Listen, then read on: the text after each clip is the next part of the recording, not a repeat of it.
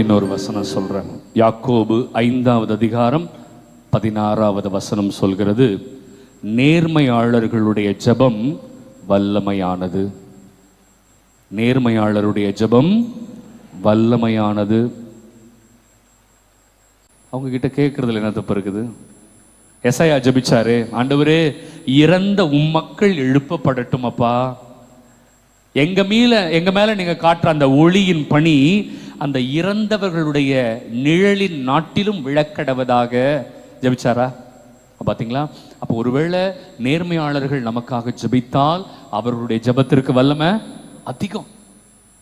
தெரியல, அதனால நம்ம நிறைய நேரம் என்ன பண்ணுவோம், திருப்பலி ஒப்பு கொடுத்துறோம். ஏன்னா பலியில இயேசுவே நமக்காக ஜெபிக்கிறார். எவ்வளவு பெரிய விஷயம் பிரியமானவர்களே! இதெல்லாம் மறக்கவே கூடாது வாழ்க்கையில. இந்த செய்தி எல்லா கத்தோலிக்க மக்களுக்கு போய் சேரணும். அவங்க தெரிஞ்சுக்கணும், இறந்தவர்களுக்காக நம்ம ஜெபிப்பது நம்முடைய கடமை இல்லையா? இரக்கத்துக்காக ஜெபிக்கிறோம்.